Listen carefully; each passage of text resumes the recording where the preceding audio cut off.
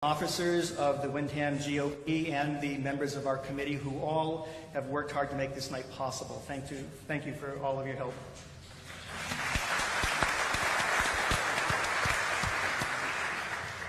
Well, ladies and gentlemen, are you ready to elect the Republican governor of New Hampshire? Yeah. Well, it gives me great pleasure to introduce to you the candidates tonight. One of which we trust will be the next governor of New Hampshire. So will you welcome with me, please, from the town of Wilton, Representative Frank Edelblut.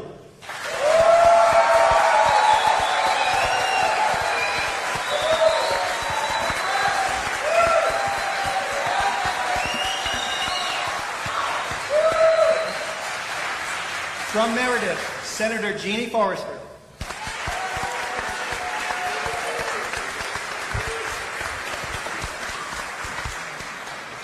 From New Hampshire's largest city, the Mayor of Manchester, Ted Gatsas.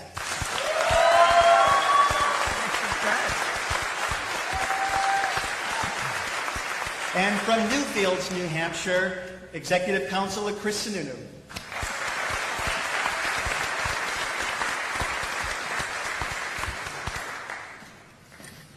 And once again, thank you for all the candidates for participating in this event tonight.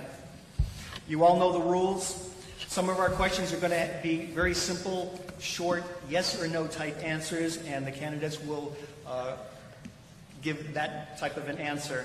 There will also be, after a fairly long series of those type of questions, we'll have open-ended questions in which the candidates will have 90 seconds to respond. And if, at my discretion, if necessary, they will have an additional 30 seconds for rebuttal if needed. To assist me with the questions tonight, to my left is the Vice Chair of the Windham GOP and Windham's beloved own Representative Mary Griffin. Oh my goodness. Tomatoes next. We are also very honored to have with us here tonight to assist us with asking questions, somebody who knows firsthand what it's like to be on the other side of one of these podiums, and the 1976 and 2012 Republican nominee for governor, Ovid Lamontagne.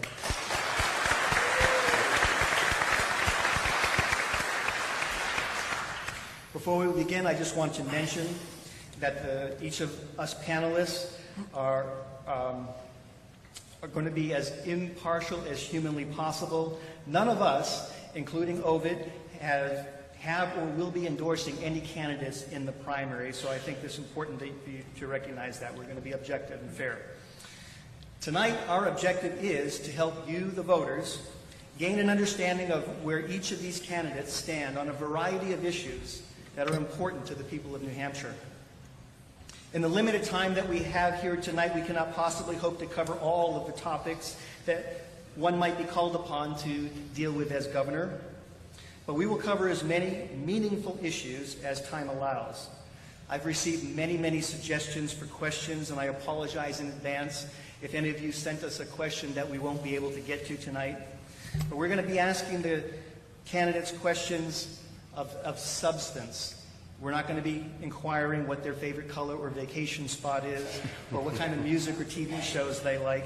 We're going to focus our discussion on substantive policy issues, so each candidate has the opportunity to distinguish themselves from the others in areas that they will very likely be called upon to deal with as governor of New Hampshire. Tonight, we are here to help people decide which of these candidates is best suited to win the general election and to serve as New Hampshire's next governor. And so now each candidate is going to have 2 minutes for an opening statement to tell us why you are that person. And we earlier, through the roll of a dice, determined that we would begin exactly in the order the candidates are lined up. And we'll start with you, Representative Edelblut. You have 2 minutes for your opening statement. Thank you, David, and thank you all for coming out. What a great turnout. I am very excited that so many people have engaged in this political process. And I know that you came out here because you were hoping to see a politician, But I have to tell you something. I am not a career politician. I am a job creator. I have not spent my life wandering the halls of government, hanging out with bureaucrats, trying to figure out how to spend other people's money. Instead, I have been creating jobs my entire life. Started my career at a company called PricewaterhouseCoopers. I am a trained CPA. I have traveled the world working with large companies, helping them improve their operations, fight waste, fraud, and abuse in their organizations. After 8 years, I did a brief stint as the chief financial officer for a company, and then I had the opportunity to realize the American dream.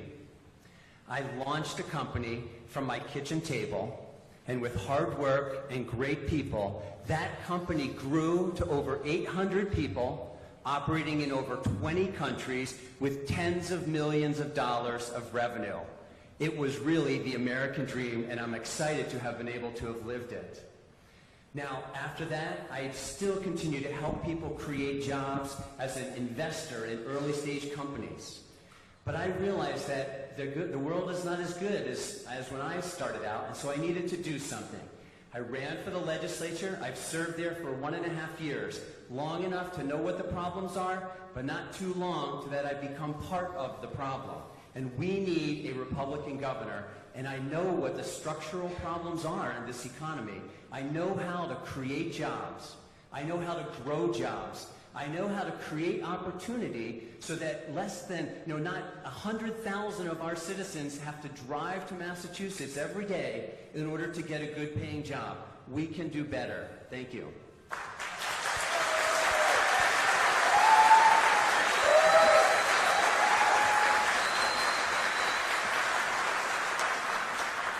Senator Forrester. Thank you. Well, first I'd like to thank the Windham GOP for hosting this event this evening. I am very excited to be here and excited that all of you turned out for this event. I'd like to just say briefly, I am honored, so very honored to have Paul and Kathy Chevalier here, veterans, and the Veterans Group who came out tonight to support me. Thank you so much. And I'd also like to say that I'm very honored to get the support and endorsement of Senator Birdsall, Senator Cataldo, and Senator Booten. So thank you both. All three. Sorry about that. So I'm Jeannie Forrester, and I'm running for governor. I'm a real conservative with real experience, and I think that's critically important in this race. When I talk about being a real conservative, let me tell you what I mean. I believe in limited government and personal responsibility. I believe we need to protect the life of the unborn child. I believe that we need to protect and preserve our Second Amendment rights.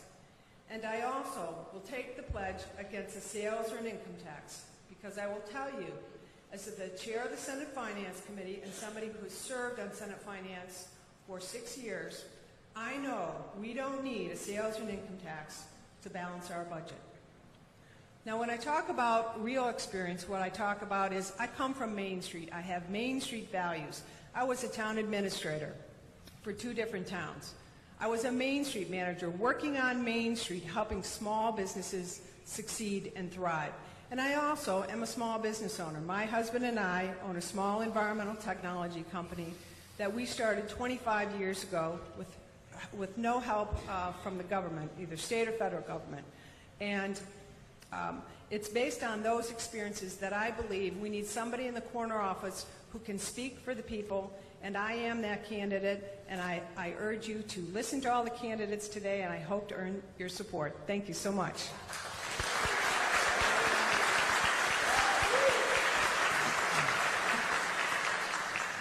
Mayor Gatsas. Thank you. Ovid, I don't want you to get nervous. We weren't gambling back there.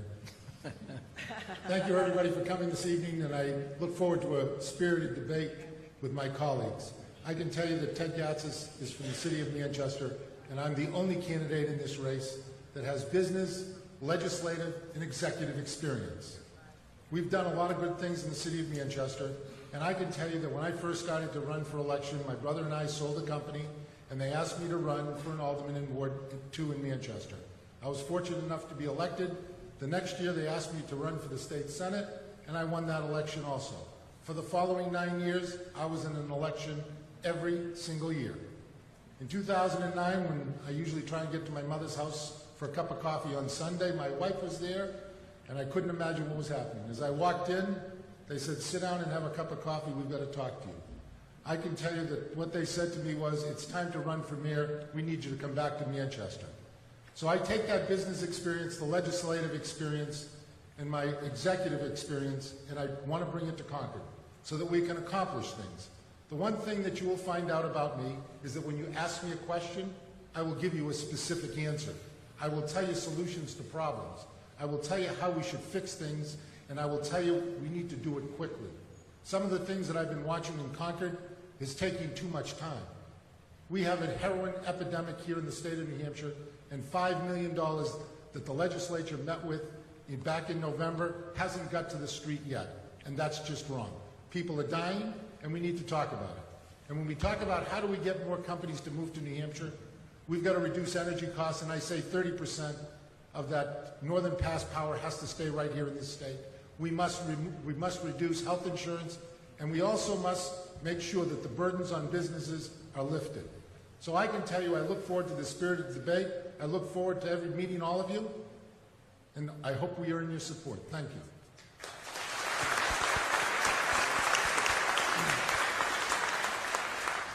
Councilor Sununu. Thank you. It is great to be back in Windham and Salem. I can honestly tell you I never thought I'd be running for governor, nevertheless, even having my first debate literally right down the road from where I grew up, where I went to school, where I went to church, it's an absolute honor to be here. You know, I started my career as an environmental engineer. I spent my career spending time cleaning up hazardous waste sites, working on clean energy projects. And growing up, we had a pretty large family. And growing up, my mother taught us one thing. She said, you got to give back. You got to give back to your community. Be a teacher, donate at the food bank, participate in public service. Because in New Hampshire, it really is public service. It's not a career. And it's something I really carried with me my entire life. And it really wasn't until I had family and kids, my career developed, and as I began to manage my business in the North Country, Waterville Valley, with 800 employees, I started realizing that, look, New Hampshire is a great state, but we have to do better. We have to do better for the citizens and the families and the business that rely on us. Unfortunately, I don't believe this is the New Hampshire I grew up in. And I'm living these issues every day. We need a governor that is truly a stakeholder in these issues. We need a governor that understands how policy is impacting people's lives. I have 800 employees at Waterville Valley. So whether you're talking about healthcare costs or our lack of long-term energy policy, our incredibly high business taxes, the overregulation of the state, we're living these issues every single day. And that's the experience we need to bring into the corner office in 2016. I talk a lot about education, not because it's a couple policy points on a piece of paper. I have kids, and I'm in those classrooms, and I'm working with those teachers. We need more school choice. We need to fight Common Core to get it out of the state. We need to get Washington bureaucracy out of our lives once and for all. And we have an opioid crisis that has paralyzed our workforce. These are the issues that we have to tackle. And only with a Republican governor are we going to get things done in New Hampshire. I'm the candidate that can win. I hope to earn your support. And as David said, we can and will get this done in November. Thank you.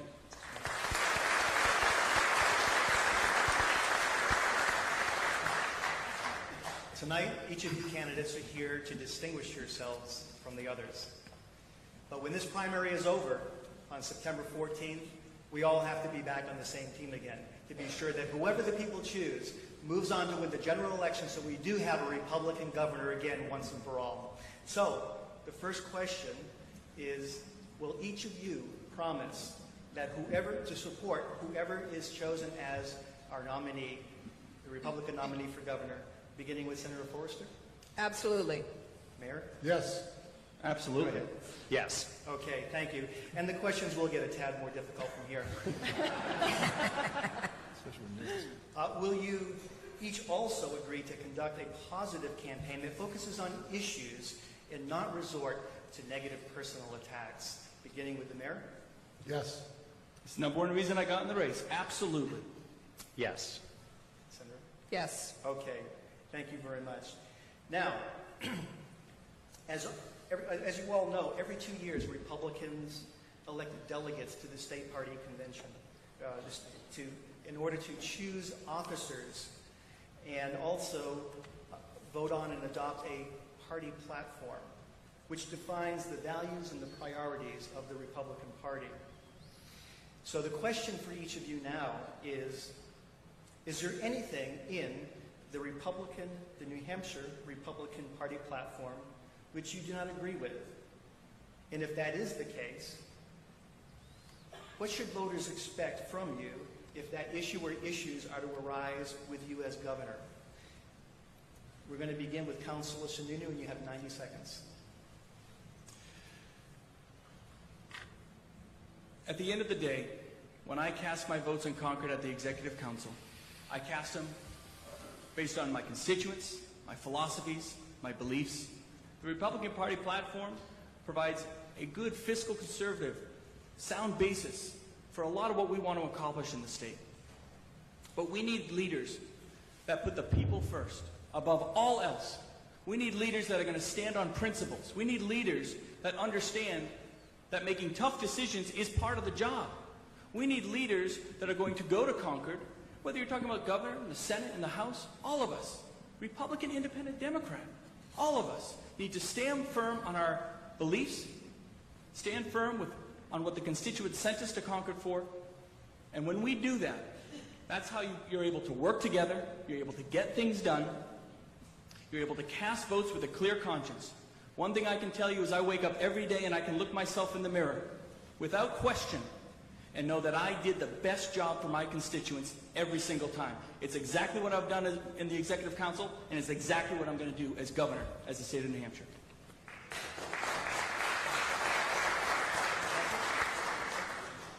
Okay, you actually still have a little bit of time, and so I want to make use of that and just follow up. And before I do, I would like to point out to the audience, this is the one question which all of the candidates were apprised of in advance. I wanted them to have an opportunity to review the platform and to thoughtfully consider, are there things in it which they do not agree? And so just to follow up, Councillor, the question is there anything in the platform that you could point to tonight that you don't agree with, that you would like to explain your Well, let's position remember the to voters? platform is a bit of an ever-changing document. I've read the most recent version of the party platform. There are things that I agree or disagree or would challenge at times.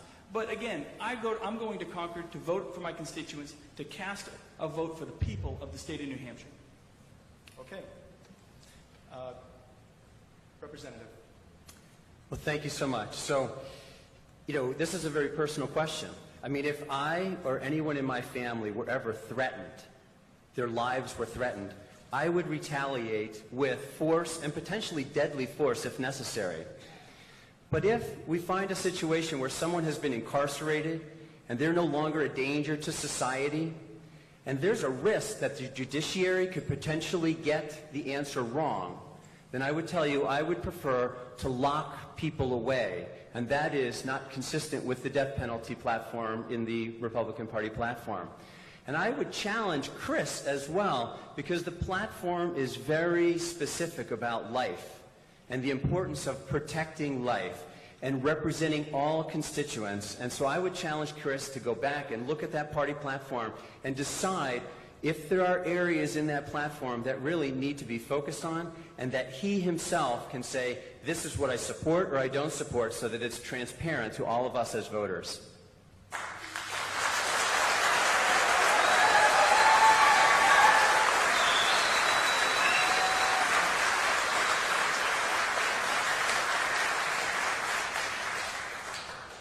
Senator Forrester.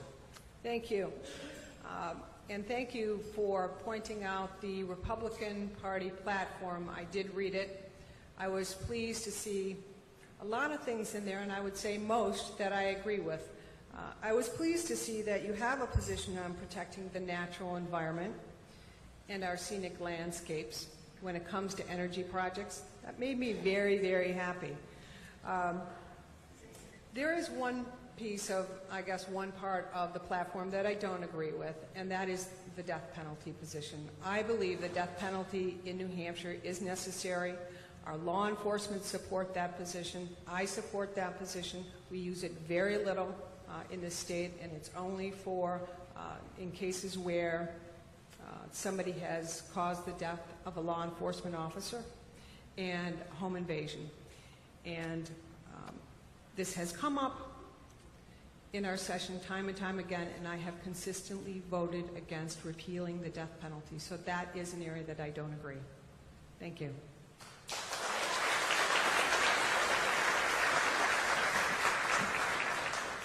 Mayor? Thank you for the question. I think a good part of the state platform stands for smaller government and less government.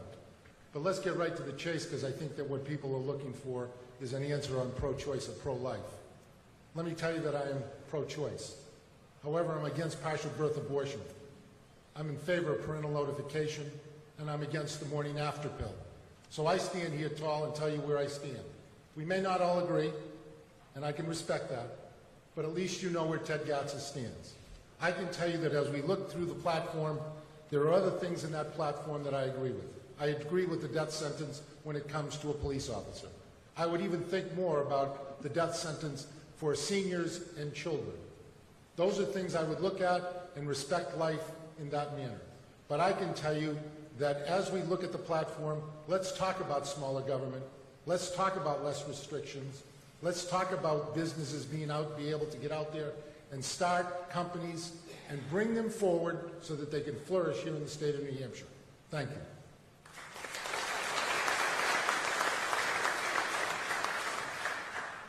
Thank you, and Mayor, just for clarification, Sure. This wasn't targeted for any particular issue. It was just to give full disclosure to the voters to see if there were areas of our party platform that we have adopted as Republicans.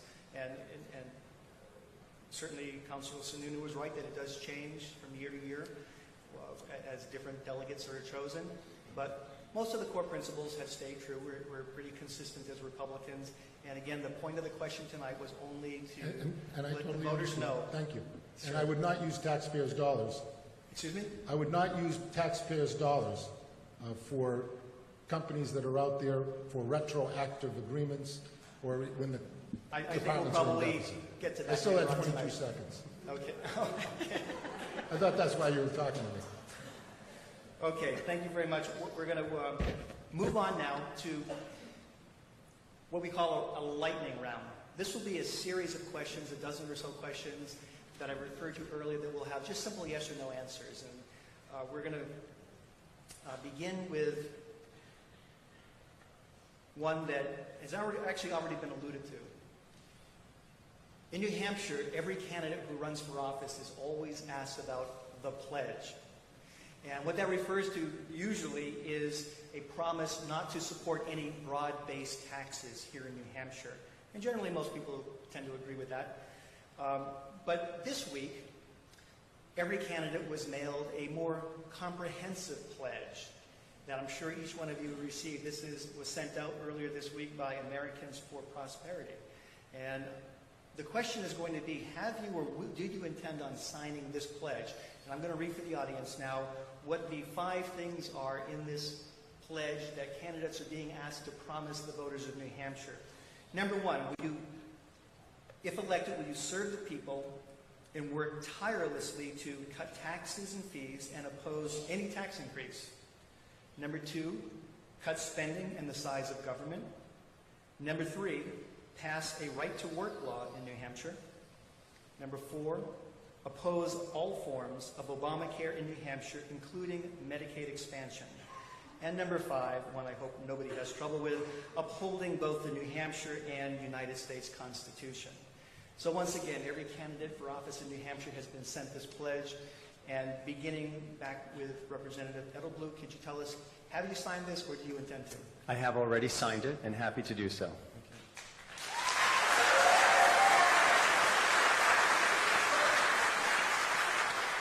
Senator Forrester. I will sign the pledge. Okay, thank you. Mayor Gatsas. I have not signed the pledge. Do you intend to? I certainly will look at it, but there are things on there that I believe that as a state, when we talk about getting rid of Obamacare, we better have a solution to that problem because 46,000 people will be going to the emergency rooms again, and all of us are going to pay for the increase on health insurance. So let's be rational about what we decide and how we talk about things. And pledges are fine, but you must behold to those pledges. And there's Okay. some things there that I couldn't support. And that's all the question was about. We may very well get into what you began to bring up later on. In more depth. Councilor. I too agree with the vast majority within that pledge, but I'll actually agree with Ted on this one. I believe in repealing Obamacare. I believe we need better solutions, but we better be smart about how we do those solutions and what we come across with. Okay, thank you. Mary? Oh, thank you for joining us this evening. Will you support a repeal of the law banning use of electronic devices while driving, or at least a bill to make it less restrictive? Senator? Oh, me, I'm Yes, sorry. Yes, and in fact, I voted against that bill in the first place.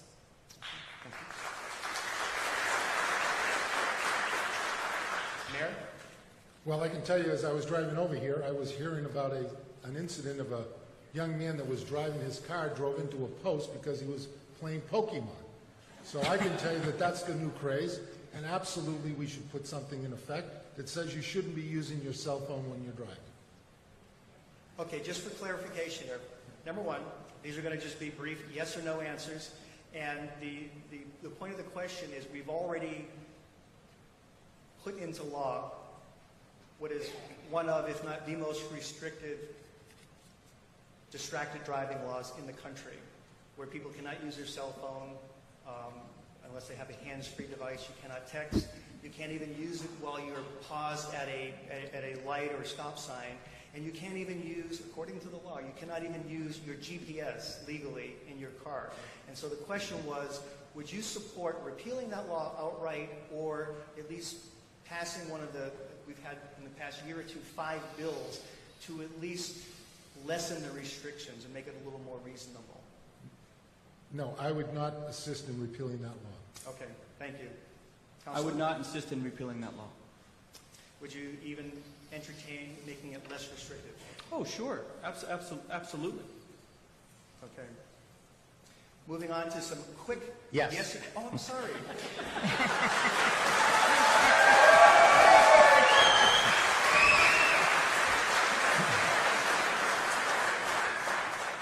I'll try not to do that again. Okay. So you folks can help me out if I get off track here, okay?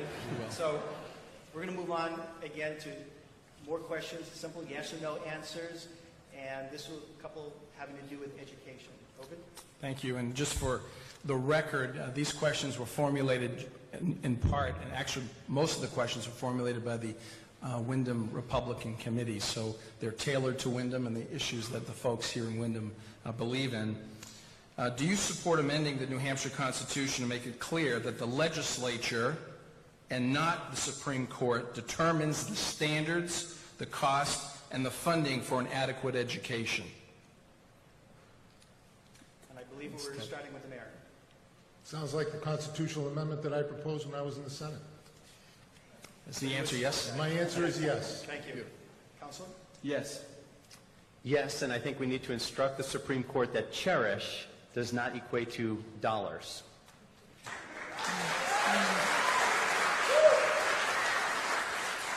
Senator? Yes. Thank you. The next question is, do you support the state's participation in Common Core? Absolutely not. Is this one of the yes and no's? Yes or no? Yes. No, I don't support Common Core in any way. Okay. No. Nope. No.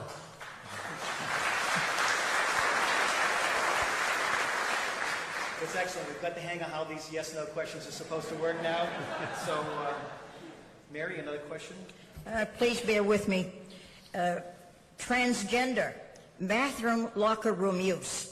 In May, a joint letter was sent to school districts all across America from the U.S. Department of Education and the U.S. Department of Justice. That letter informed all recipients of federal money for education of the Obama administration's policy mandating that boys and girls must be allowed to use the bathrooms, locker rooms, including showers, of the opposite sex if they identify as that gender. Do you agree with this policy? And are you willing to stand up and resist the federal government over this issue or others that seem to violate the 10th Amendment? If you are willing to push back in these matters, will you do so even when they threaten to withhold federal funds? It's Chris. Hey, Chris, that's... Oh, no, it's Frank, right? Frank. Representative Edelblut? Hell no.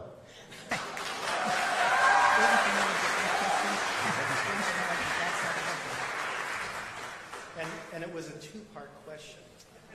Trick question, huh? It's not a trick question. Okay. You answered the first part very appropriately. The second part is broadening the focus to the hot-button issue, which is very important. But considering the 10th Amendment implications, are you willing to push back against the federal government, not only on this issue, but all overreaches, even if they threaten to withhold federal funds? Absolutely yes.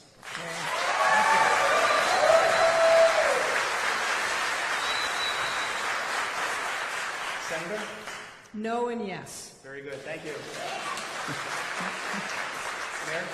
No, and I would, as governor, join the lawsuit that 21 other states are now in. Excellent. Thank you.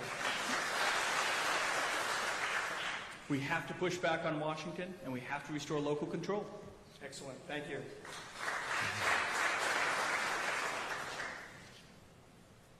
The next question, very short and sweet, simple. Would you sign a bill into law that decriminalizes marijuana? No. No. I support decriminalization. You do. Okay. Yes.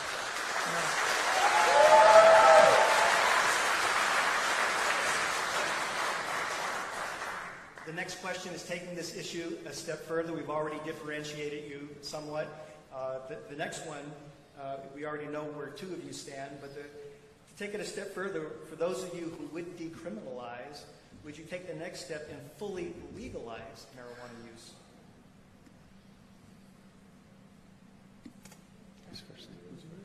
The mayor. Are we on? You. Thank you. No. No. No. Okay. No. Would I fully... Full legalization. Yep, not before decriminalization. But ultimately, would you go? No. There? No. Okay. No. Okay. Thank you.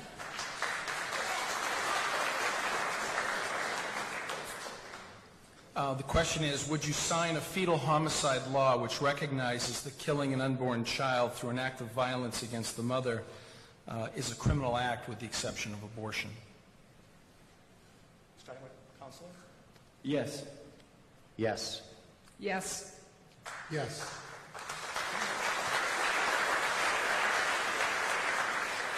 If the New Hampshire legislature were to pass legislation to prohibit subsidizing abortion providers like Planned Parenthood with taxpayer dollars, will you sign or veto that bill? Representative. Yes. Yes. Answer sign or veto would be more clear. I would veto that bill. I do not, read the question again, I do not want, no taxpayer funding for abortion providers. So the answer would be yes.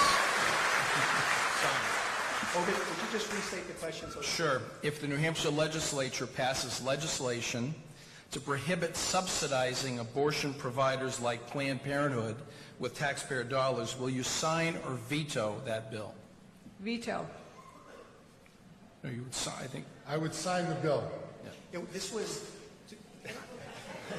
Let's back up and be sure everybody's getting the question one more time over. If the New Hampshire legislature were to pass a bill that prohibits the use of taxpayer dollars to subsidize abortion providers like Planned Parenthood, would you sign that bill or veto that bill? Oh. Did you answer yours? No taxpayer funding for abortion providers. Okay. So you would sign a bill that prohibits that funding? That's correct. Thank you. Are these And I would not use double negatives in my questions. This is a redo process in this testing? This is like Common Core. Senator? I would sign it, yes. Okay. Mayor? I would sign it, just like the first time. Okay. Counselor? If there are no other options for quality health care, no. Okay. Thank you. Mary? In recent years, there has been a study committee and a variety of bills aimed at legalizing assisted suicide or, quote, death with dignity, unquote, as the proponents like to call it. Do you support the idea of making assisted suicide legal in New Hampshire? And I believe we're back to Representative Edelblut. No. Senator? No? Mayor? No. That's a difficult question.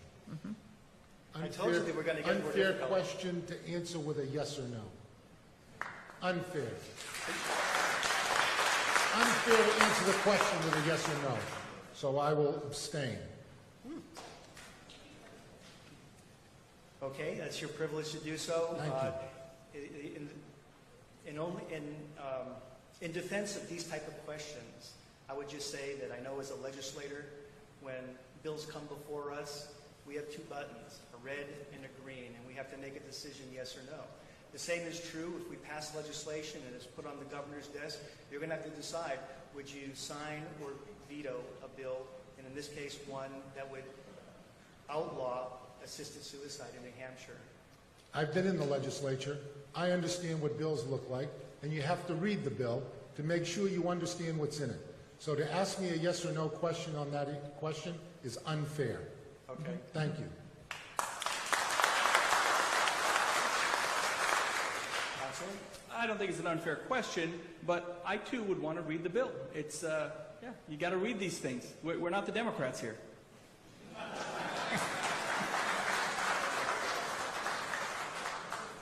Okay, moving on to something that hopefully you are prepared to respond to, dealing with the Second Amendment.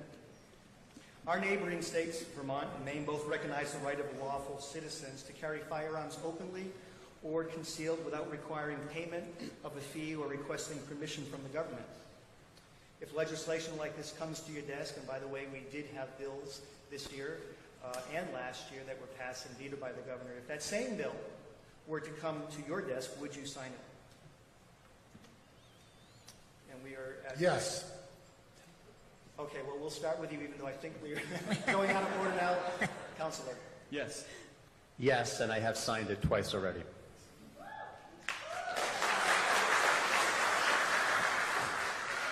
Senator? I've actually voted for it, but I would sign. Thank you. And I think that's what Representative Edelblut That meant. was my intention. Okay. On to infrastructure. Ovid, the next question. Do you support extending commuter rail in New Hampshire if it must be paid for or subsidized by taxpayers? Councilor. No. No. No? No. Okay. Very good. Mary? Here in Windham, we have been intimately acquainted with the state's largest and most expensive road project, Interstate 93.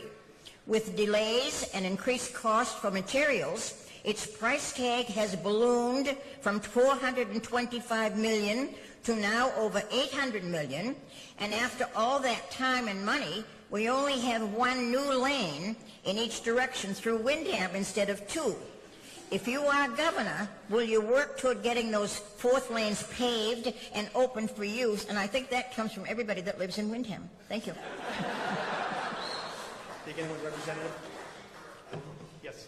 Yes, and it won't continue to take forever to get done.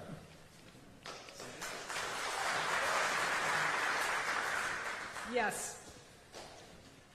Yes, and when I was in the Senate, that started at $195 million. Oh, my. Yes. Okay.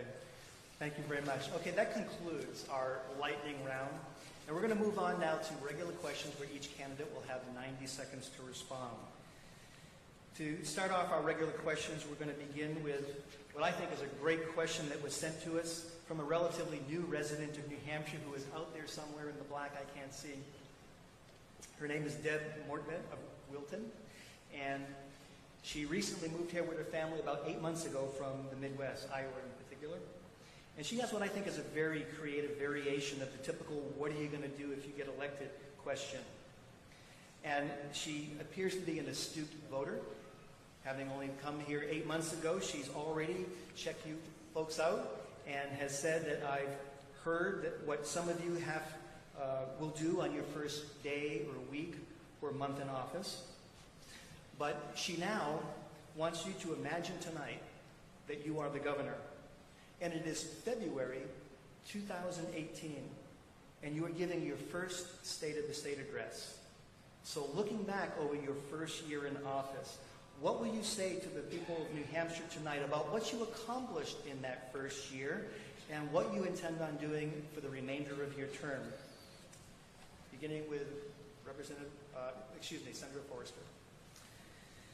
So what I would, as I look back over my first year, I would expect to accomplish that we would change the culture. We begin to change the culture in Concord. I think for too long, we have seen Concord take power away from the cities and the towns, the residents, the small businesses, and we need to make a change in the culture. It needs to be Concord serving the people versus the people serving Concord. And so there's going to be a better relationship. We're going to make sure that Concord responds to people in a timely fashion, that they're not overregulated and they're not overburdened. And so the second part of the question was, what would I do in the second part of my Remainder term? of your term, yes. So we would continue what we've done in the Senate for the last 6 years, which is working to make sure that we are a more business-friendly state. I know that we can do it, and in fact, I have laid out the only conservative economic plan for the people, for the state of New Hampshire. And I believe that we can continue the cuts to the business profits tax, business enterprise tax, become more business-friendly, attract businesses to come into this state, and with that, become more successful in the state, and with that, more revenues for the people of the state of New Hampshire. Thank you.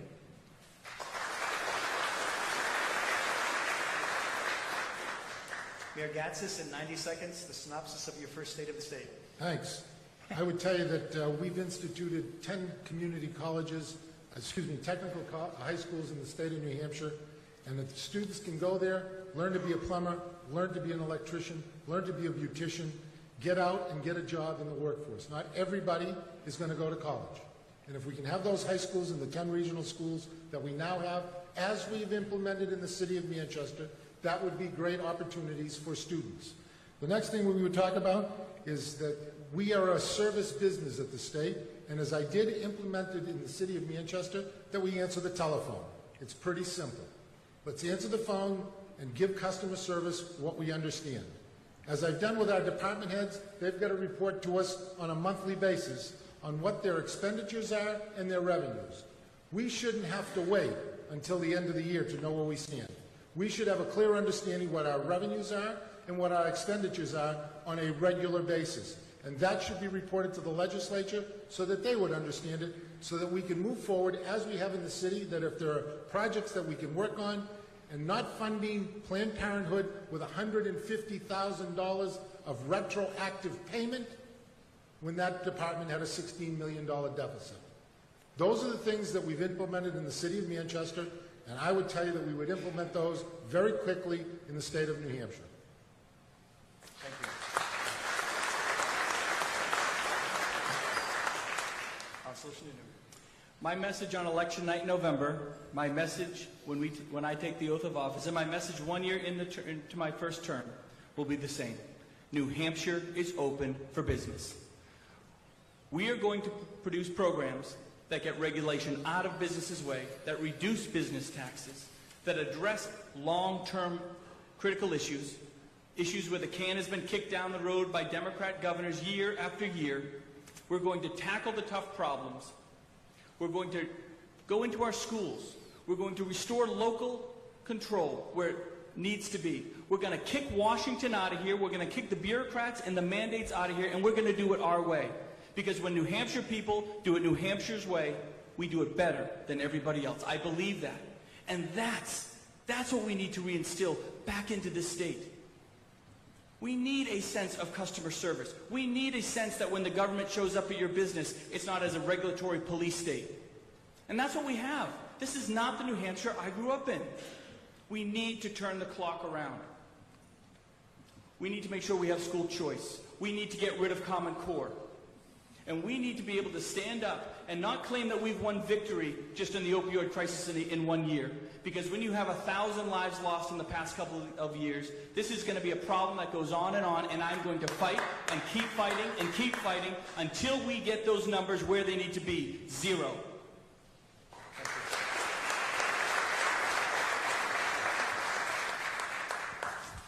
2017 was a great year in New Hampshire, wasn't it? 2017 was a great year in New Hampshire.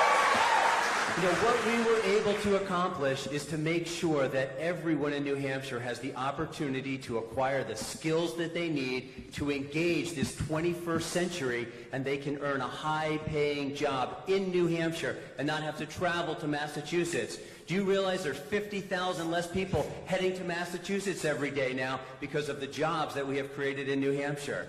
Do you also know that we went from having the highest health care costs in the country, and that trend is coming down, giving relief to families and giving relief to businesses who are trying to hire the individuals.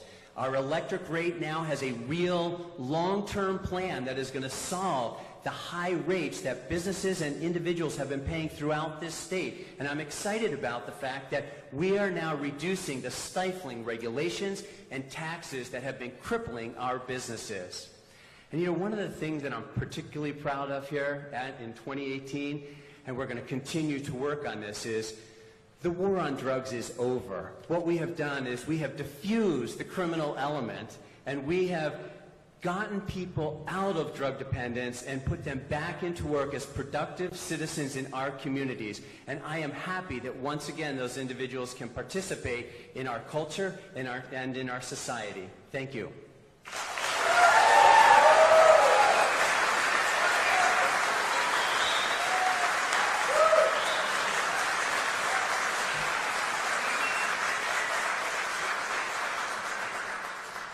Thank you very much. It's clear that many of you are focused on our economy and creating jobs and so forth, and that's a great segue into our next question. Ovid? Thank you. Economists identify various challenges that make attracting new businesses in New Hampshire difficult. High business taxes, high energy costs, even demographic problems like our aging population and having the lowest birth rate in the country, along with the exodus of young people after they graduate. What do you see specifically as the biggest barriers to attracting new business to New Hampshire or encouraging existing businesses to create new jobs? And what will you do to address these challenges? I believe Mayor Gatsas has the question. That's right. Mayor? Thank you. When we talk about what do we have to do to create jobs in the state of New Hampshire and invite companies to come here, the number one thing is we better reduce our energy costs. That's why I say that 30% of the power that's going to come in from Northern Pass must stay right here in the state. Let's learn from our mistakes of 1999 when we sold Seabrook. If we'd have retained 20% of that power in this state, we wouldn't have the problems that we have today. Health insurance is the second thing that's keeping people from coming to New Hampshire. Until we get the insurance companies, the hospitals, the employers to the table so that we can find ways to reduce health care costs. State of New Hampshire, 28,000 employees, they don't have an HSA. City of Manchester, we have an HSA both at the school district side and the city side. That saved us an awful lot of money. It tells employees they've got to make choices. They don't have an opt-out clause at the state of New Hampshire that says if you want to go to your spouse's insurance, we'll pay you $4,000 to do that. We have that in the city of Manchester. Most large employers have those things available. The state of New Hampshire doesn't have it. That's a simple fix, a simple way to save money. Those are the things that we have to put in place and get the burden off of businesses' backs. It's business that creates jobs, not the government. So let's give them an opportunity to expand. Let's find them less energy costs. Let's find them less health insurance costs.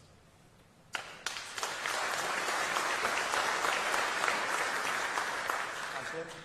I have an active business with over 800 employees. I'm dealing with these issues every single day. All these issues you mentioned, Ovid.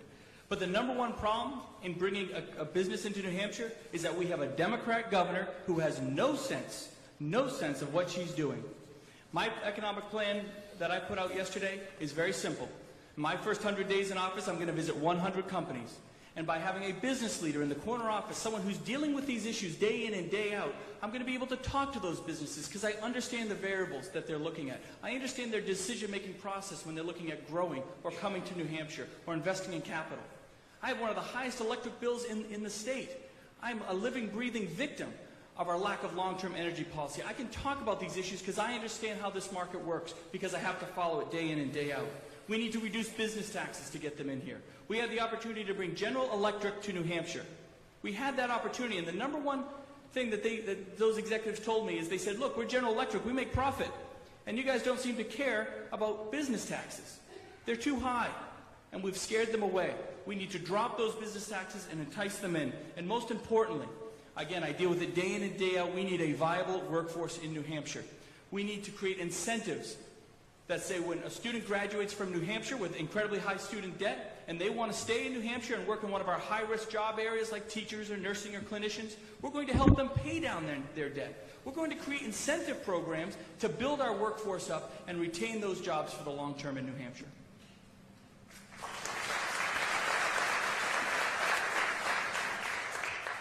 The government does not create jobs. The government does, however, create an environment in which people are willing to lay down their hard-earned money, their savings, their mortgages on their house, and try and start a company.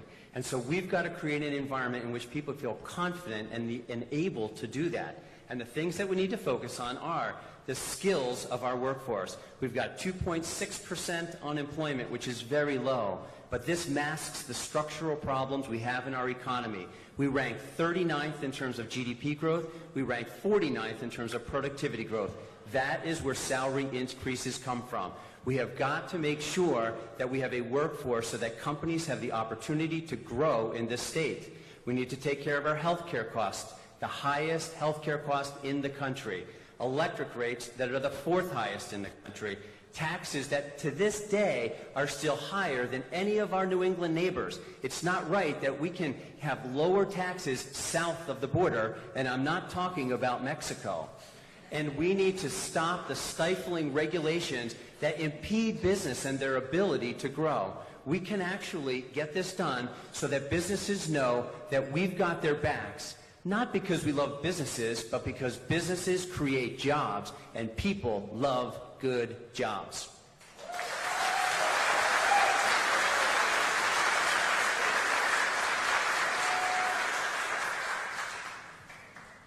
The biggest barrier has been 18 years of liberal Democratic control in the corner office, and we need to change that. And I would tell you another difference is I won't wait until I get into the corner office to visit these businesses. I'm doing it now. I'm out there, thank you. I'm out there talking to businesses now, hearing the challenges that they're facing. And you've heard it here tonight. Energy, healthcare, workforce. These are all the challenges we're facing.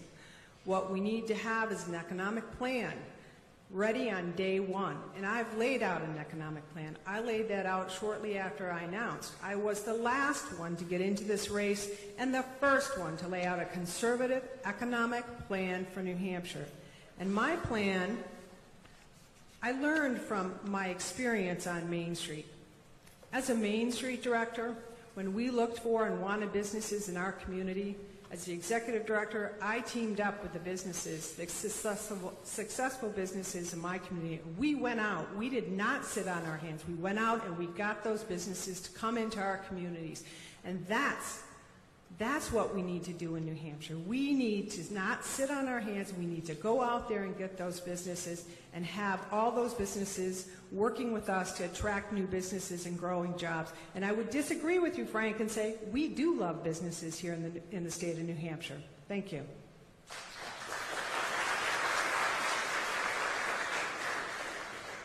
Did you want to? Do I get to reply? I don't know. I was called out. If I'm happy to reply to that. So, in other words, because I do love business, and many of you know that's what I do, is I am an investor, and I have 13 companies today that are growing and creating jobs every day, and good paying jobs so that people have opportunity into the future. And I think what we have to be careful of is we've got structural problems that won't be fixed by, gimmicky plans that politicians tend to create. And so I think what we need to do is focus on how we fix the structural problems so our economy can grow. Thank you.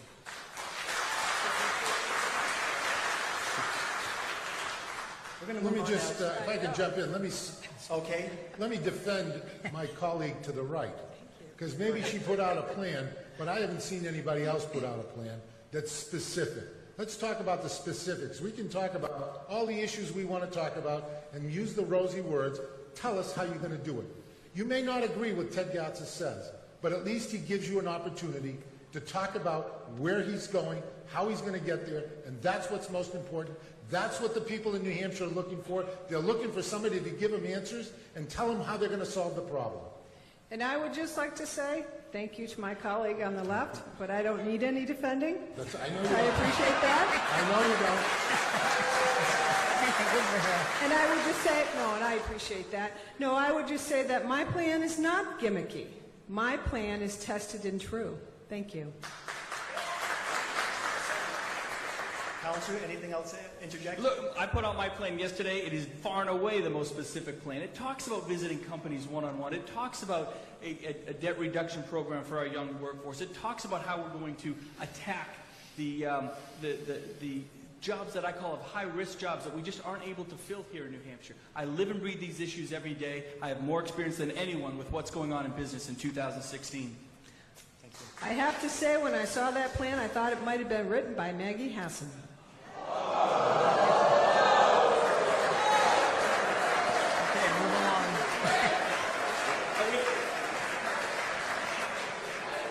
Okay, and what part was that? All of it. Look, I'm not going to respond to that. I'm not going to respond to that. Next question. Okay, we're going to move on. Please. The plans are there for voters to read and decide for themselves. No, they're not all there, but they will be in a couple of weeks. Okay. Thank you. JeannieForrester.com. All of your websites are in the program, so people have that. All right, moving on now to education, new topic. This, by the way, happened to be the number one most popular topic of the questions that were sent to us, recommendations for questions. A lot of them had to do with education. So we're going to do a couple of them now. I think everyone's aware that one critical element necessary to having a healthy, thriving economy and business environment is having a well-educated workforce. State spending on what is referred to as adequacy funding is the single largest expense in the state budget.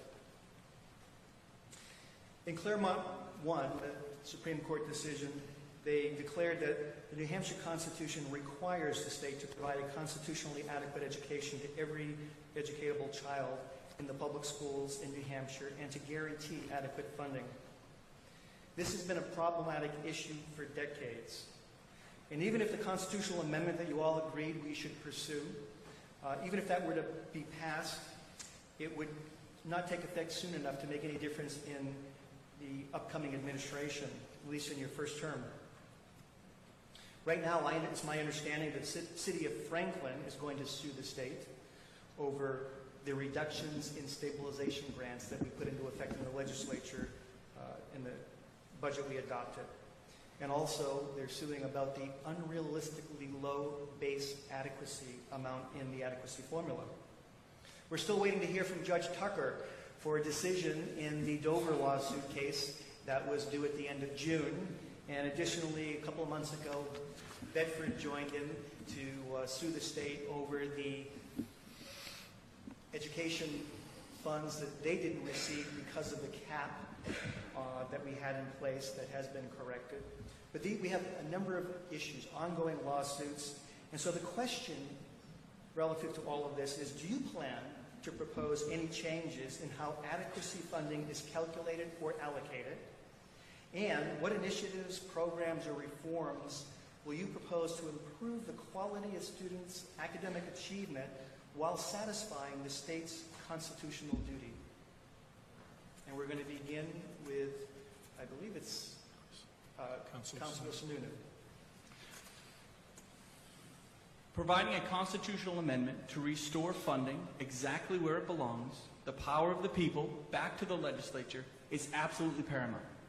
And the fact that we haven't been able to get it done for so long, it's criminal.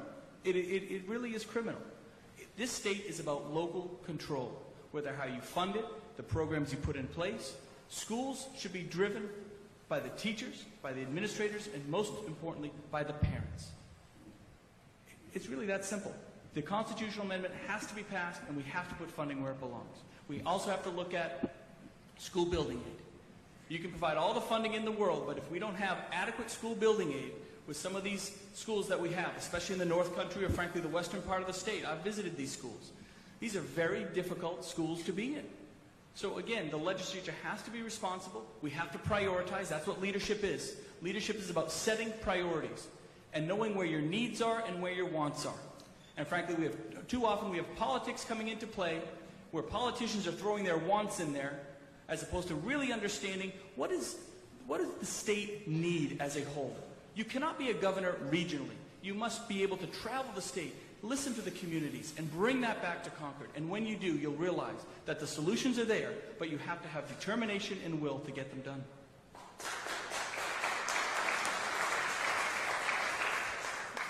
And just a reminder, part of the question is, would you propose any changes in the way the adequacy formula is currently calculated? And this is a question because I think the adequacy formula has to be thrown out. I think it absolutely has to be thrown out and start again. There's no doubt it doesn't work. I'm an engineer. I am trained in designing things and in fixing things. And when something doesn't work, you go to the root cause of the problem and you attack it. And that's what you have to do. And I know this is a rather complicated question to actually ask in a forum like this. The adequacy funding mechanism is not simple. But again, is there any changes you would propose in how funds are calculated and distributed in this state? Representative? Right, so education right now is at a tipping point. We need to change it going forward. With the declining enrollment, what we've got is we've got an infrastructure that is too big for the number of students and is putting pressure on the cost structure of education, which is supported in many cases by the adequacy formula.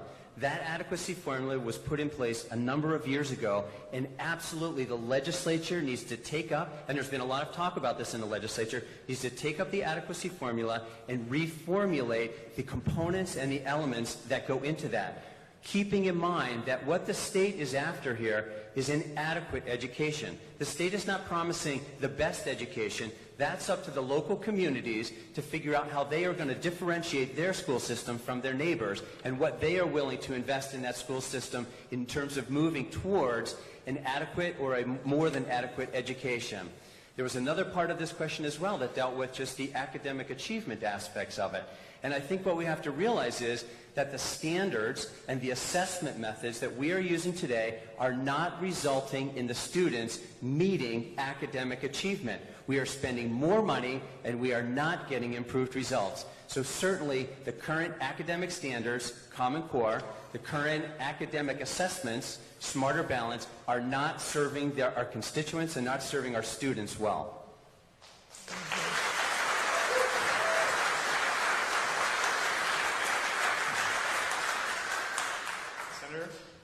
Thank you. I've served 6 years in the legislature, and it seems like this issue comes up every year. And in this last cycle, we worked very hard.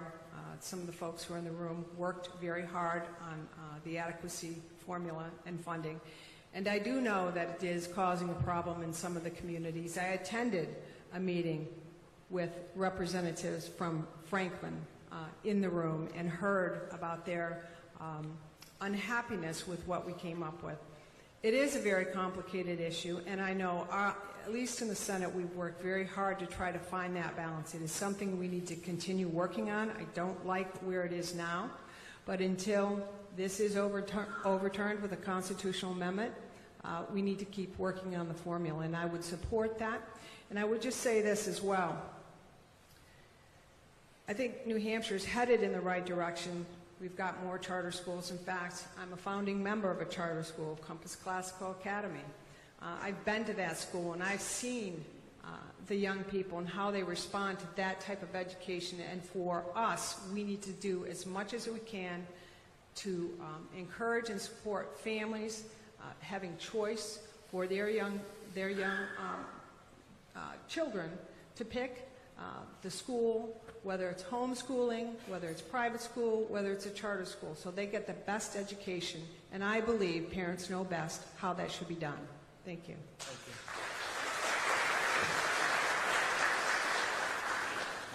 I think the question was clear. What would you change in the education funding formula? Right. I don't know if I've heard any changes. But let me tell you, when I was in the Senate, and I see Senator Morse right here in the front row, that was a very lively discussion in the Senate. The constitutional amendment was there. We had 15 votes. We needed 16. It was a constitutional amendment that I proposed along with Senator Forrester at the time. It was a good constitutional amendment, and I believe it was one that the people in the state of New Hampshire would have passed if it got to them. But let's talk about just getting rid of the formula. You get rid of the formula in the city of Manchester, it's about $120 million that just goes away. And I know that Concord thinks that sometimes you can downshift. Well, at the local side, you don't have a lot of things that you can do other than raise taxes to make up for that difference, like when we were promised 40% of the retirement system, and the legislature came back and said we're going to reduce it to 20 and then to 0. And where did we have to find the money? We have to find the money from the local taxpayers. So the stabilization aid right now doesn't make sense. And I think I heard you say that the cap has been removed. Well, if the cap has been removed, the cap that I remember would have probably generated about $79 million, not the 54 that we see in the city of Manchester. So I'm not sure how the cap was removed, but I would certainly have to sit down and go through that formula all over again. Because I can tell you, I presented a formula, and I talked about that on the Senate floor for an awful long time to try and get it passed. Just since you asked, the cap was actually raised 100 to 160% effective July 1st of this year, and effective July 1st of the following year, the cap is repealed entirely. So the work that the legislature did this year cleared the problem for all but the most underfunded communities. The other part of the question, though, had to do with the stabilization grants, which is why I brought this up with the impending lawsuit by the city of Franklin.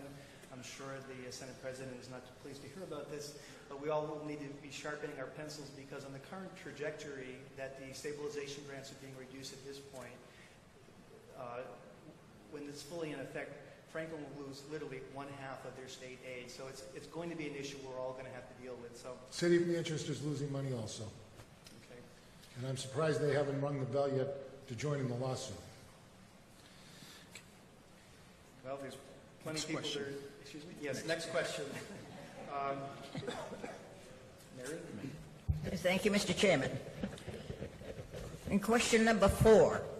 In New Hampshire, we currently have 25 public charter schools and a small scholarship program which is funded by education tax credits that was designed to increase the options parents have for choosing the educational choice best suited for their children. What would you do as governor to ensure that more New Hampshire students have access to expanded education options like charter schools and private schools? Thank you. So I support the concepts of school choice, because with school choice, we give parents the options of how and where they are going to educate their kids. I personally chose home education for my children, and that's worked well for us. It may not work well for everybody, but these are options that we have to put on the table and allow people to have. I was disappointed this year. In February, a woman, Helen Honoro, was reappointed to the State Board of Education by one Republican executive counselor joining with the Democrats.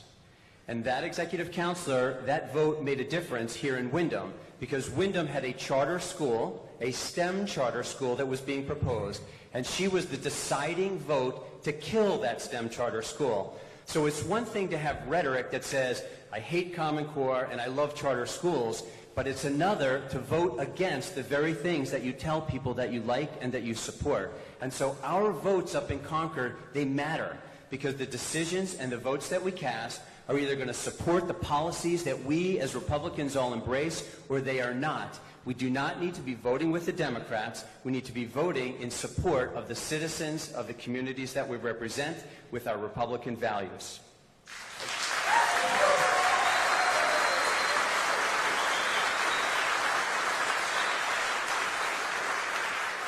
Senator Forrester. Thank you. I wouldn't have to wait to be governor. I've already done that in the Senate. I've supported increased funding for charter schools. I've supported the homeschoolers. It is important for families, as I said earlier, to have choice for their young children. I believe parents know best what is good for their children, what schools they should go to, whether private school, homeschool, or charter school. And as governor, I would continue those policies and practices that I've practiced as a state senator. It is so important that we continue this support for parents and making sure that they make the choices they need to get the best education for their children. Thank you. Mr. Garrett? I would invite everybody to go to tedgatsas.com and take a look at the education plan that I just rolled out on Monday. It's about parental control and local control. I would not nominate any commissioner that didn't have those two things in the forefront of their thinking. I would never appoint anybody to the board that didn't have that forefront thinking. And again, in Manchester, what did we do? Everybody calls it STEM across this state. We added an A for the arts, because that's just as important, and we call it STEAM. And we talk about what's happening in the city of Manchester, and when you talk about STEAM, West High School has the STEAM Ahead program. It allows students to work on project-based learning and move forward. It also allows them to have dual credit, college and high school credits. How do they pay for that? With Running Start, I went out and raised money in the public sector so students could take those courses, and if they took them diligently, they could remove 1 year of college costs between $30,000 and $50,000 a year. So those are the things that we've done in the city of Manchester, and those are the things that I believe that has to happen at the Department of Education. And when we talk about Common Core, I stood up in Manchester and said no to Common Core and no to the testing.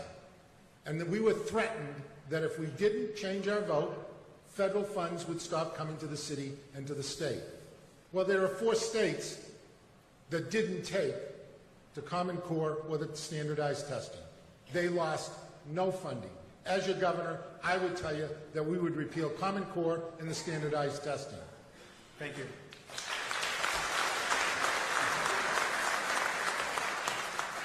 School choice is paramount. I've been saying it since I got in this race back in September.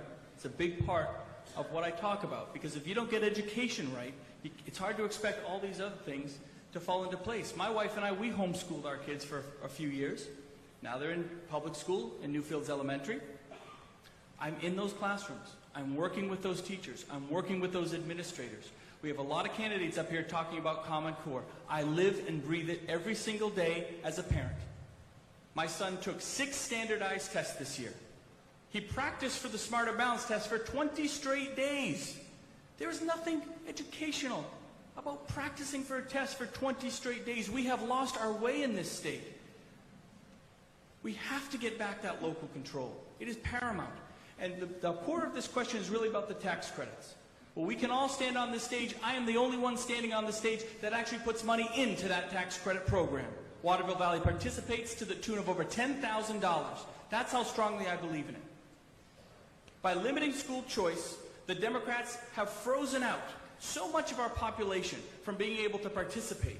They've limited the choice for those parents. I look at those inner city parents often in Manchester, and they're stuck going to the same school that they've been dictated to go to. It's not right.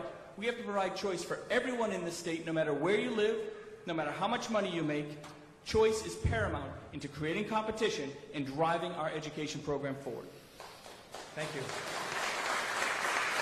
Well, you know, certainly when somebody stands here and says they support choice, but yet they vote to fund Common Core, that's a big question.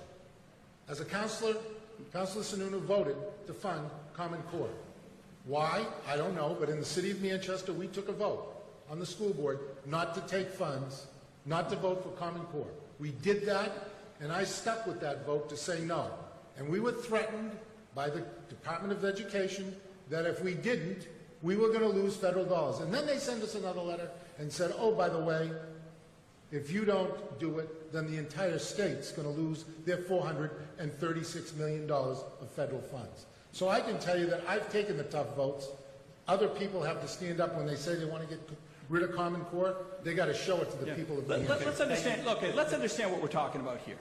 When the governor brought us our contract for smarter balance testing, there is no one in this standing on this stage that dislikes Common Core smarter balance testing more than I do, and I take real offense to that.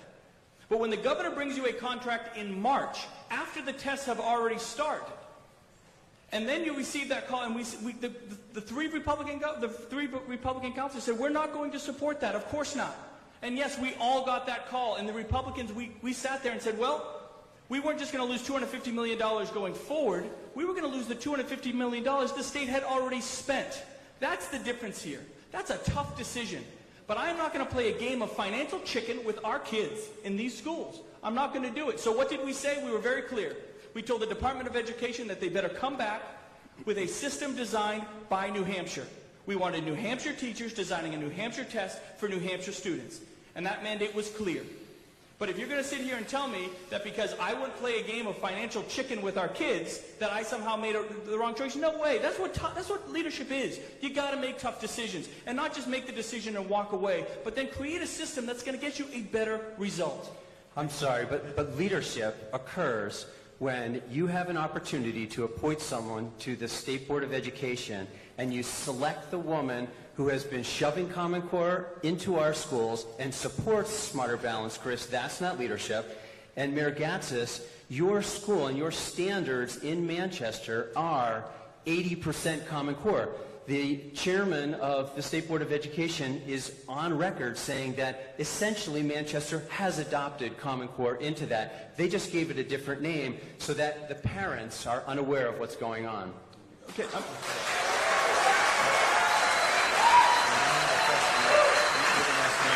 going to address that as well. That's a great. I'm going to absolutely address that as well.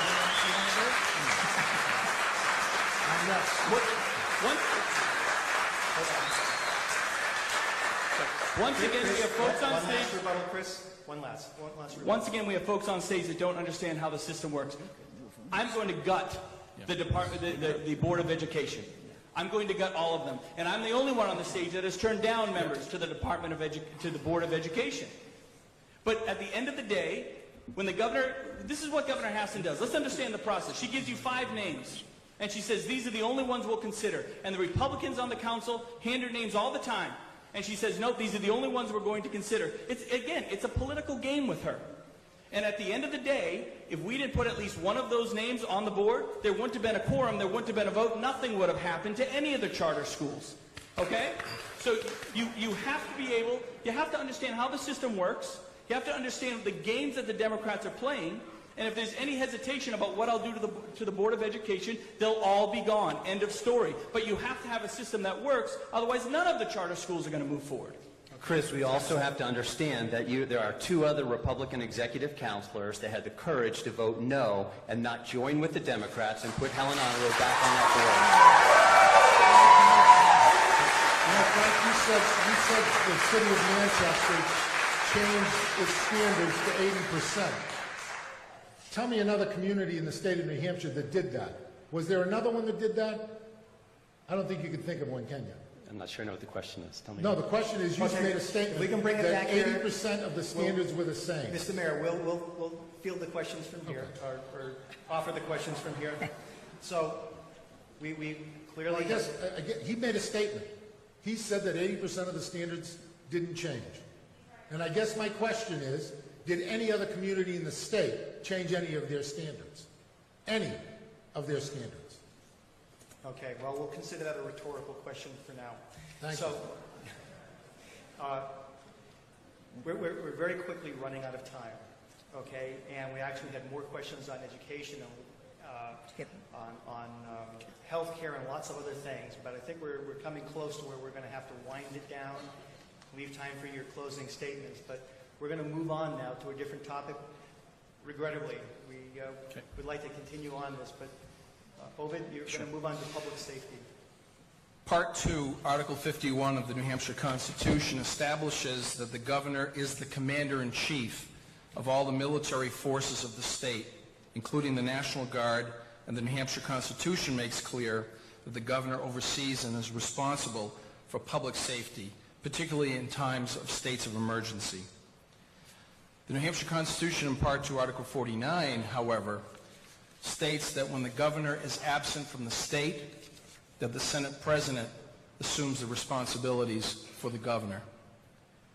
And Part 2, Article 49 also provides for succession if the President of the Senate isn't available.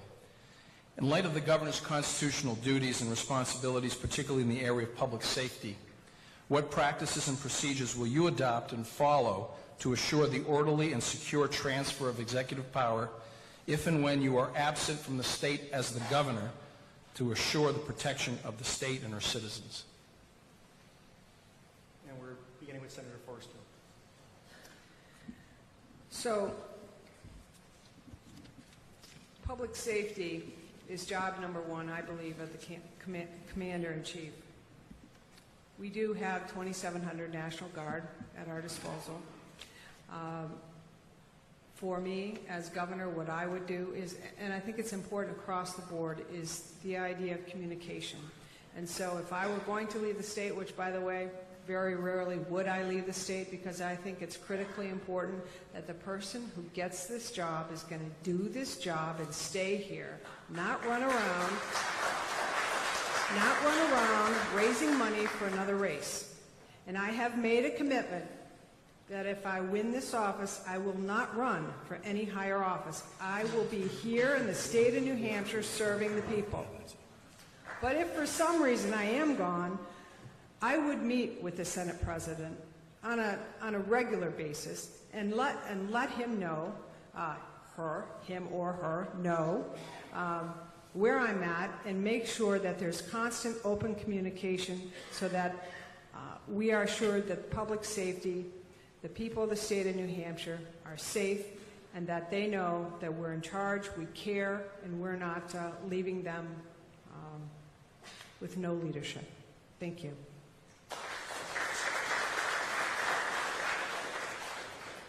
Mayor? Well, let me just tell you that in the city of Manchester, that same protocol happens. I can tell you that whenever I'm leaving the city or the state of New Hampshire, more the state, I tell the chairman of the board that I'll be out of town. When I was the Senate President, Governor Lynch met with me and told me he was going to Europe. Told me that before he left. The day he left, the very next morning when he was on a plane heading out, we had the Allstead floods. I was then in control. And I can tell you it's not an easy thing to do. To be at that command center, understanding how you had to move National Guards at the right time, to get them from Portsmouth into Keene to help with the flooding that was there, and then get them to Allstead was not an easy thing. But I can tell you that there's no reason, absolutely no reason, why you wouldn't communicate with the Senate President and tell him when you're out of state. I think, or her. It would make sense that you would do that. Now, if you told me you were going to be out of state for an hour and you were coming back in, I think that's a little bit of a different story.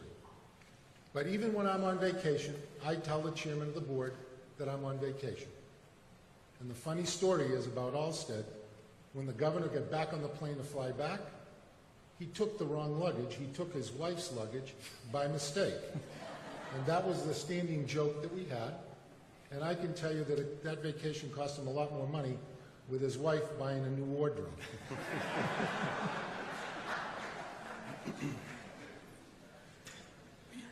The responsibility of Commander-in-Chief is a very serious public trust. The people of the state must know that someone is in charge at all times. And I think the Constitution is just extremely clear. When the governor's out of state, you inform the Senate President, and then you follow the chain of command down. It's very clear, and again, I won't go into funny stories about my Democrat friends like Mayor Gatsas does, but because frankly, nothing's funny about the Allsted floods, to be very brutal about it. But you follow the chain of command. I believe in following the rules. It's not politics. It's not a game. You follow the rules, and you make sure that everybody knows the public trust is maintained. Thank you. Thank you. And I, too, take the responsibility of Commander-in-Chief very seriously. And I think we only have this question on the table today because our current governor has not taken that responsibility seriously and is spending more time out of state than in state and not working with and communicating on a regular basis our Senate President, which is really just a tragedy. There's another aspect of our Constitution as it relates to our National Guard as well, however.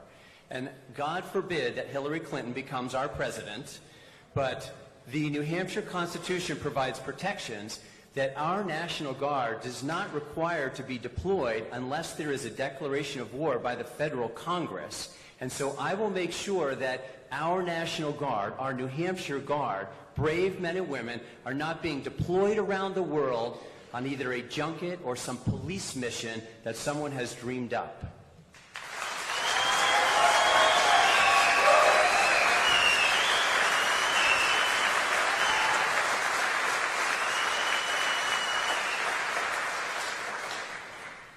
Well, the time has slipped by all too quickly. I wish we had more, but we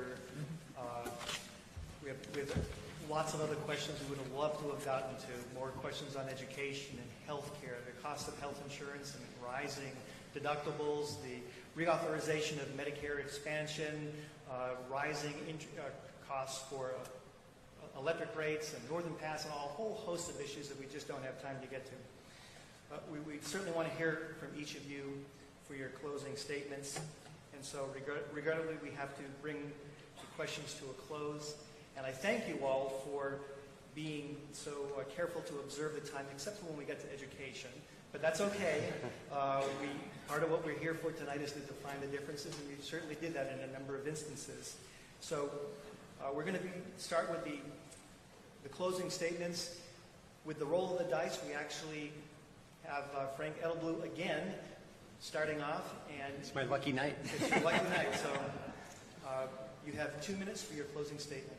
Okay, well, thank you very much for everyone coming out tonight. I really, really appreciate the enthusiastic crowd. I started out the evening by introducing myself to you as a business person. And the reason I did that is because business people solve problems. That is what they are focused on. And as governor, I will make sure that everyone has the opportunity to acquire the skills for a 21st century economy.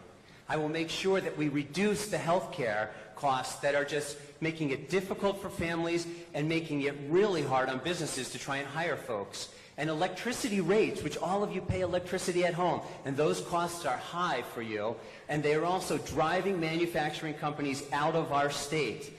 And we've got to do something with our taxes and our regulations, which are crippling businesses, and we want our businesses to grow and provide good opportunities for everyone. We have to strengthen families in this state so that we can eliminate the scourge of this opiate crisis in our communities. And really, we need to push back on the federal government. The federal government is not doing their job. They are trying to do our job. We need to tell them, you take care of your responsibilities and we will take care of our responsibilities. You know, the other day, someone said to me, say, Frank, who are you running against in this race for governor?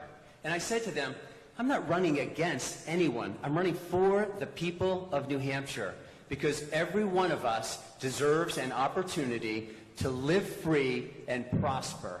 Thank you very much.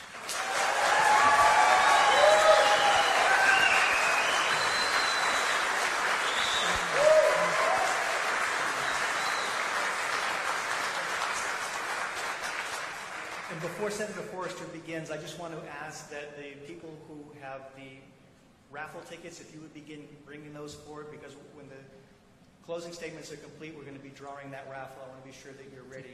And additionally, everybody be prepared to have your ballots collected. The straw poll, we're going to collect those right after the closing statements are complete. So just everyone be prepared. And if there's pens and pencils available if you need them. I trust that there's folks ready to hand those out if you haven't already filled out your ballot.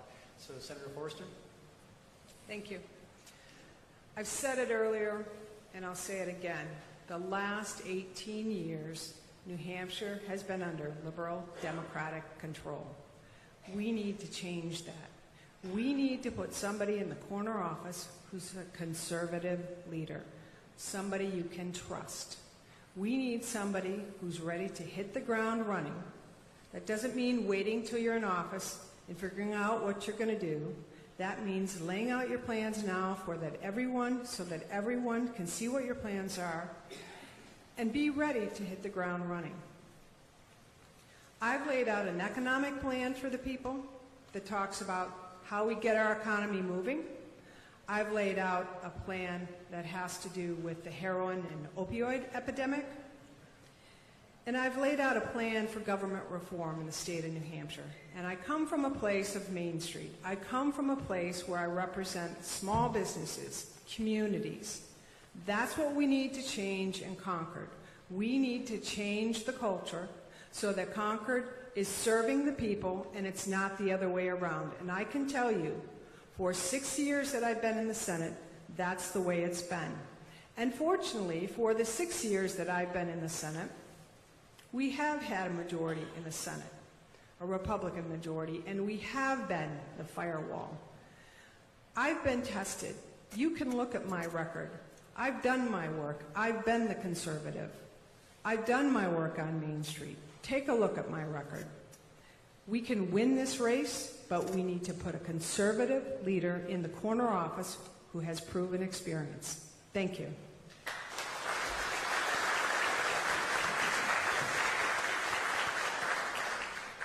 Mayor? Thank you. First, let me thank my wife, Cassandra, and my family for being here this evening. As you can see, I have passion for the state of New Hampshire. It's important. This state's been very good to myself and my family. I decided to run for governor so that I could give something back again. I think it's important that we talk about who's the only candidate in this race that has business experience, legislative experience, and executive experience. I'm the only candidate that offers that. I can tell you I brought legislation forward in the Senate, and we worked together and we worked across the aisle to get things done. As I said, we had a constitutional amendment.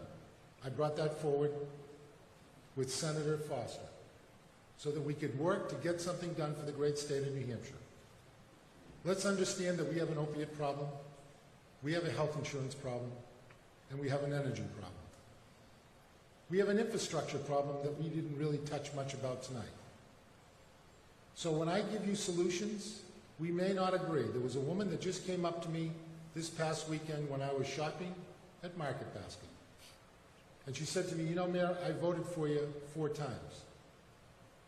The thing that I appreciate about what you do in the city of Manchester is you tell us what you're going to do. I may not agree with you all the time, but I can appreciate that you're telling me.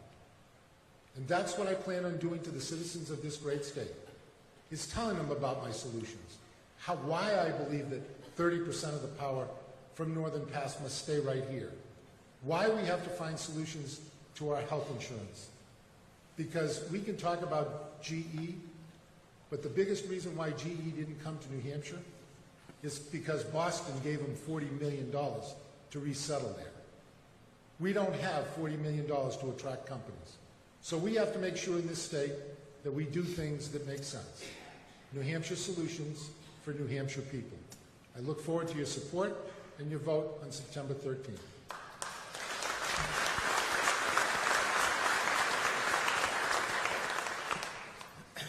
Thank you, and thank you for the Windham GOP, for all of you coming out on this hot night. Thank you for the air conditioning in the room, to be sure. Look, New Hampshire's a great state. We are a great state.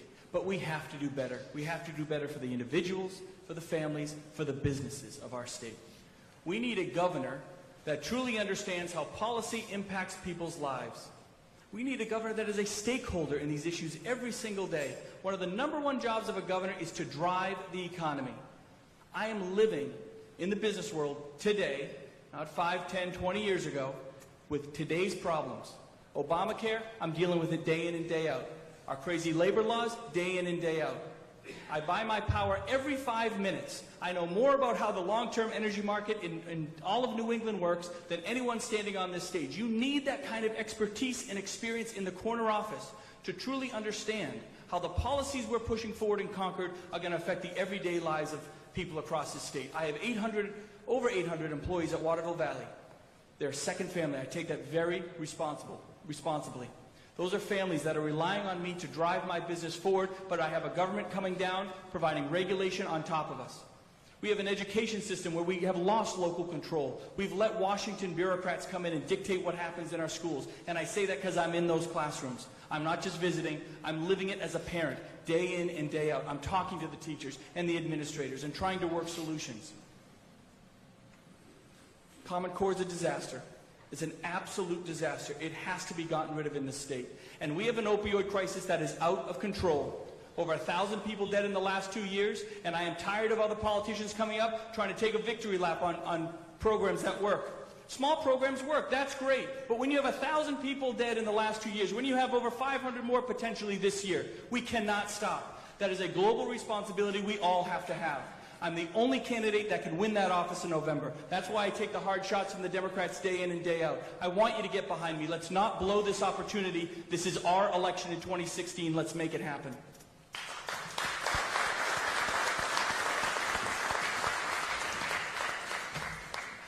Well, thank you very much to each of the candidates. It was truly an honor and a privilege to host this event here tonight. We thank each of you for your participation.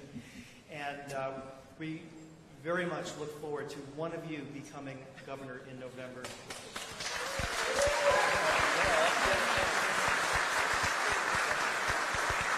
Everybody stay seated for a moment, because the person whose ticket we're about to draw also, I'm sure, will look forward to one of you becoming governor, because some lucky winner is going to be going to the governor's ball, provided one of these individuals wins in November. And I hope everybody here will do their best to see to it that is what happens.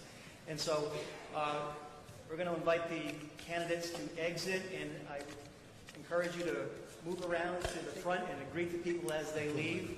We're going to draw. Come on, go ahead. Exit backstage. Thank them.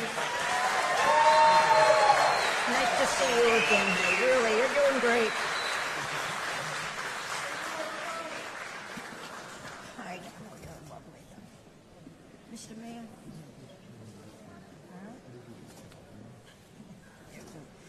How are you doing, darling? I haven't seen you lately.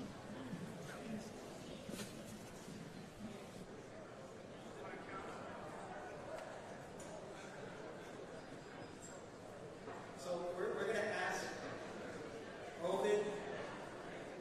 We have Mary. Is she more trustworthy than me?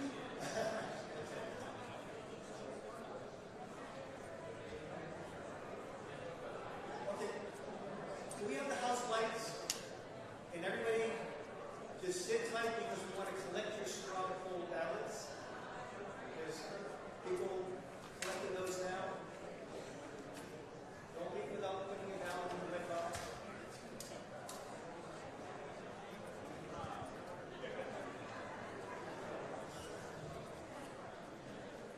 There, stand up and don't look. Go on, take it.